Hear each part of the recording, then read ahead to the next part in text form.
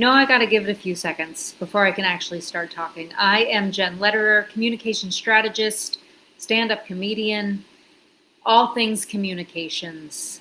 That's what I love. That's what I'm here to talk about. And listen, if you want to go deeper into what I do or learn how I work with people, head to my website. That gives you everything you need, jenlederer.com. Let's get into it. Today, I am talking about the one thing that you can do to make all of your communication more impactful. That is a tall order. And it's probably going to be one of those answers that you're like, oh, really? Because, the things that are good for us are always just the things that we're like, oh, really? Like just once I would love my doctor to say, you do need to eat more cookies. I have yet to hear that, but man, I would love to hear that. So the one thing that will make all of your communication more impactful is to pause. It doesn't matter if you are speaking to a group, if you are speaking to one person, if this is a professional conversation, if this is a personal conversation, it doesn't matter if you're talking to yourself. If you want to hone your communication style, if you want to elevate your communication, if you want to change anything about how you are communicating, which by the way, that includes how you listen, pausing is the only chance we have to make a new choice. It's the only chance we have to stop the autopilot from taking over and making the same choice that we make every time. So when I am working with teams, when I am working with executives, when I am working with, entrepreneurs, small business owners, this habit, this muscle of pausing, not only before you start talking, but while you are talking, is how things will land with more impact. So let's take this all the way from the beginning of the moment before you start interacting, right? Let's pretend you're not even in the room yet. You're not even on the Zoom call. You're not even on the phone. If you know my work at all, if you are familiar with my connections framework that I teach, you might already know that my step one is meet them where they are. Before you can meet them where they are, though, you have to meet yourself where you are. If there's any chance in reading a room and being able to take in information that will tell you where they are, you have to first know, where am I? What am I bringing into this conversation?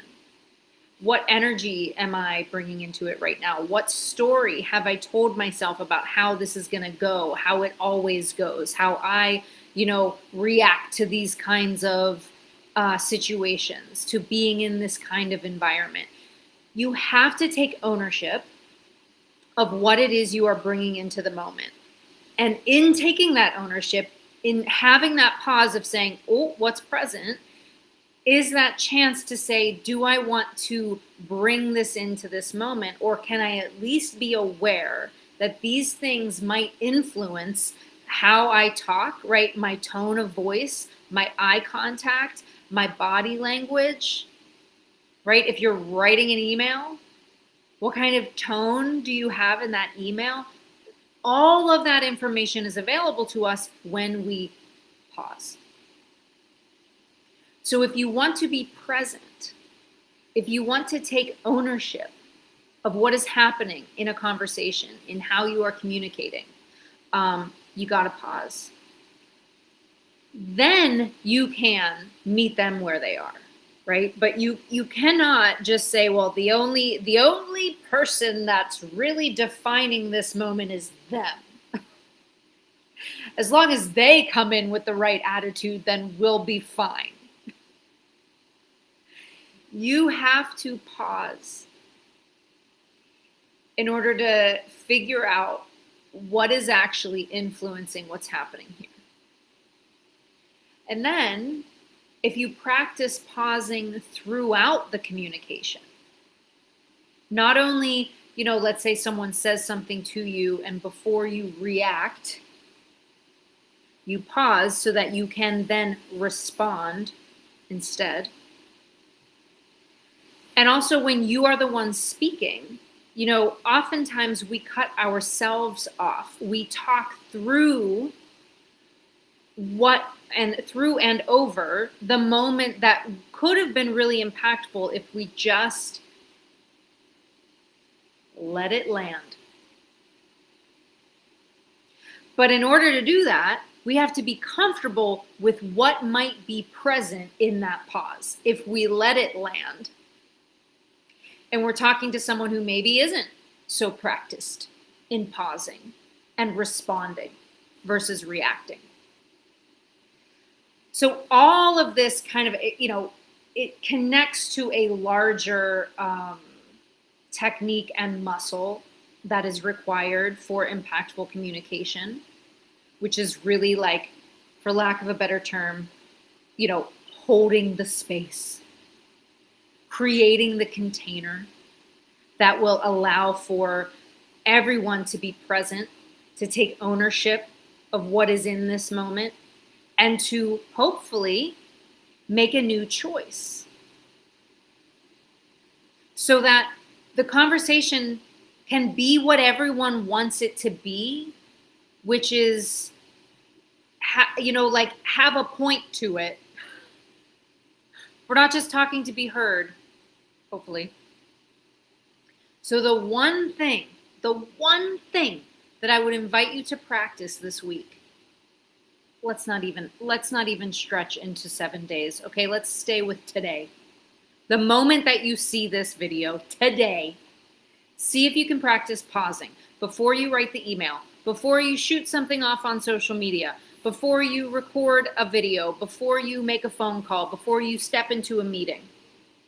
Pause.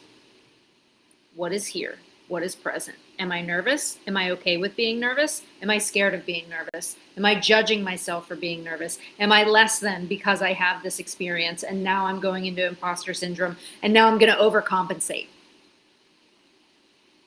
The ripple effect that happens when we do not pause, when we do not take that inventory of what is present, those are the things that when you step out of the conversation, you go, what just happened? You just happened. Your patterns just happened. Your habits just happened. So if you want to cultivate more impactful communication, the first muscle you have to build, pause. It's not a very comfortable thing to practice. Okay, it's not a comfortable thing for me to have to choose lettuce over cookies most of the time. But when I do it, I actually realize that my body wants to choose the healthier option most of the time. And I don't want to choose the sugar high most of the time, right? So when you get into experiencing that you don't die when you make the choice to pause, when you make the choice to stay more present, it is easier to make that choice every time.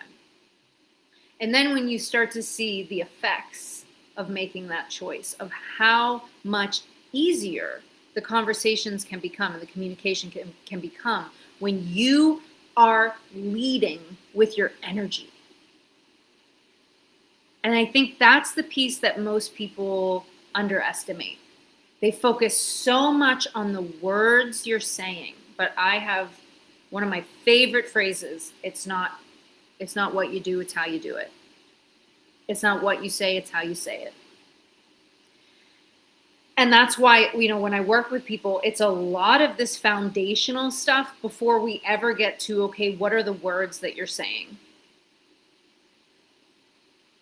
Because That is actually incredibly secondary to the energy that someone is feeling when you're talking, because we are way more intuitive than we give ourselves credit for. We are animals. We can sense when something's off, when someone is forcing something, when they're trying to manipulate, when they're trying to, like, when they're not even present, when they're not in the room fully, when they're trying to just like force an objective rather than be present with what's actually happening, when they don't have the capacity to be with what's happening. All of that stuff is way more influential than any of the perfect words that you could curate and put in a pitch, or, in a conversation. So that's it. It feels good to be back. I paused for the entire month of September because I was doing a lot of work within my own business, and I take my own medicine, whether I like it or not. But it feels good to be back. I will be back next week, 12 p.m. Eastern on Wednesday, for more conversations about how to elevate your communication, because I want you to know how to communicate with clarity, creativity, and impact. I'm Jen Lederer. I will see you next.